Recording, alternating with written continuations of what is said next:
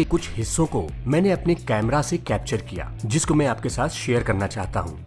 तो आइए दोस्तों, मैं और आप करते हैं नैनीताल की एक छोटी सी ट्रिप।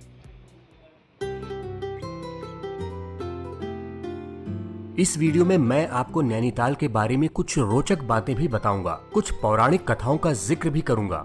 अगर आप नैनीताल के बारे में थोड़ी सी जानकारी चाहते हैं तो ये वीडियो आप देख सकते हैं। नैनी का अर्थ होता है आंखें और ताल का अर्थ होता है झील, और झीलों का ये शहर नैनीताल उत्तराखंड का एक प्रसिद्ध टूरिस्ट प्लेस है।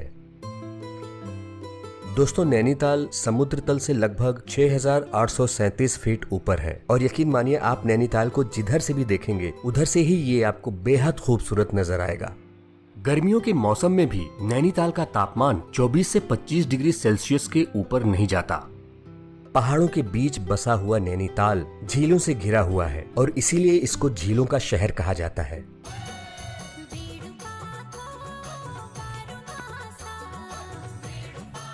हर शहर से जुड़ी हुई कुछ न कुछ रोचक बातें जरूर होती हैं। नैनीताल से भी जुड़ी हुई कुछ रोचक बातें हैं जिनको मैं आपके साथ शेयर करना चाहूंगा।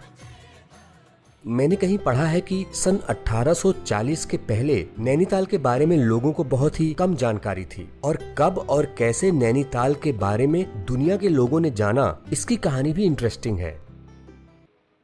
एक यूरोपियन मर्चेंट मिस्टर पी बैरन को कहीं से नैनीताल के बारे में पता चला, और उसने कई बार नैनीताल की फेमस नैनी झील तक जाने की कोशिश की, लेकिन हर बार ऐसा होता था कि उसके गाइड ने उससे ये कहा कि उसको किसी नैनी झील के बारे में पता ही नहीं है। नैनी झील के आसपास के लोगों ने भी बैरन से ये कहा कि नैनी झील देवी देवताओं का एक पवित्र स्थान है, और आपने अगर उस स्थान के साथ छेड़छाड़ की तो देवी नाराज हो सकती हैं, और उनका प्रकोप सब पे कहर बनकर टूट सकता है। लेकिन फिर भी बैरन नैनी झील तक पहुंचना ही चाहता था, इसलिए उसने एक चाल चली।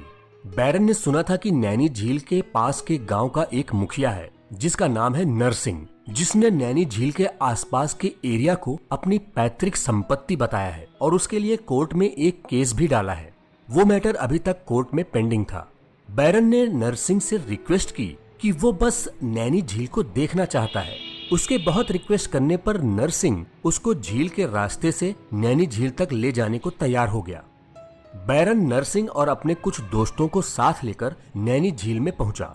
जब उनकी बोट नैनी झील के बीच में थी तो बैरन ने नरसिंह को धमकी देते हुए कहा कि वो नैनी झील के आसपास के एरिया पर से अपना अधिकार छोड़ दे, नहीं तो वो बोट को यहीं पर झील के बीच में उल्टा कर देगा। नरसिंह मजबूर हो गया क्योंकि उसको तैरना नहीं आता था। मजबूरी में उसने एक पेपर पर ये लिखकर दे दिया कि उसका नैनी झील के आसपास के एरिया पर कोई अधिकार नहीं है। बैरन नैनी झील के पास अपना घर बनाना चाहता था, और इसलिए उसने ये चाल चली थी, और अब वो अपने मंसूबों में सफल हो चुका था। उसने देर न करते हुए झील के पास एक प्लॉट लेने के लिए अप्लाई कर दिया। उसकी एप्लीकेशन को ब्रिटिश गवर्नमेंट ने एक्सेप्ट कर लिया और उसको एक प्लॉट अलॉट कर दिया। इसके बाद बैरन ने वहां पर अपना एक घर बनाया। इसके बाद दूसरे लोगों को भी नैनीताल के बारे में पता चला, और फिर ब्रिटिश लोगों ने नैनीताल में अपना समर हेडक्वार्टर बनाया। नैनीताल नैनी झील के बिना अधूरा है, क्योंकि नैनी झील ही यहाँ का मुख्य आकर्षण है। स्कंद पुराण में इसको ऋषि सरोवर कहा जाता है। कहा जाता है कि जब अत्रि, पुलस्त्य और पुलह ऋषि को नैनीताल में कहीं पर भी पानी नहीं मिला तो उन्होंने एक बड़ा सा गड्ढा खोदा और फिर मानसरोवर झील से पानी लाकर उस गड्ढे में भरा। वही गड्ढा बाद में नैनी झील बना। इस झील के बारे में एक बात और कही जाती है कि यहाँ पर डुबकी लगाने से आपको उतना ही पुण्य मिलेगा जितना कि मानसरोवर नदी में डुबकी लगाने से मिलेगा। अगर आप नैनीताल आते हैं तो रात में इस झील को देखना बिल्कुल ना मिस करें, क्योंकि रात में इसकी सुंदरता और भी बढ़ जाती है।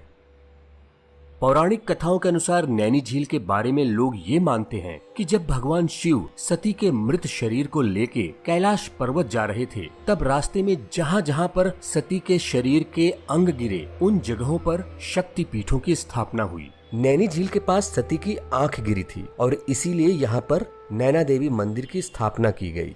नैनी झील के पास में ही है नैना देवी का मंदिर। 1880 में ये मंदिर भूस्खलन होने के कारण नष्ट हो गया था। बाद में इसे दोबारा बनाया गया। यहाँ पर सती के शक्ति रूप की पूजा की जाती है। पौराणिक कथाओं को माने तो कहानी ऐसी थी कि दक्ष प्रजापति की बेटी उमा का विवाह भगवान शिव से हुआ था। अब भगवान शिव को दक्ष प्रजापति बिल्कुल पसंद नहीं करते थे, लेकिन फिर दूसरे देवताओं के आग्रह पर उन्होंने अपनी बेटी का विवाह पसंद न होने के बावजूद भगवान शिव के साथ कर दिया। विवाह के बाद एक बार दक्ष प्रजापति ने सभी देवताओं को अपने यहाँ एक यज्ञ में बुलाया था, लेकिन वो भगवान शिव को पसंद नहीं करते थे। वहीं पर शक्ति पीठों की स्थापना हुई। गुड मॉर्निंग दोस्तों, मैं मदन राकेश। आज हम नैनीताल घूमने आए हैं। नैनीताल का मौसम बड़ा ही प्यारा है। नैनीताल के झील का नज़ारा देखने लायक है। यहाँ वोटिंग का मजा ले सकते हैं। जब भी आप लोगों को टाइम लगे नैनीताल घूमने जरूर आए। यहाँ नैना देवी का मंदिर है जो बहुत ही प्यारा है। धन्यवाद।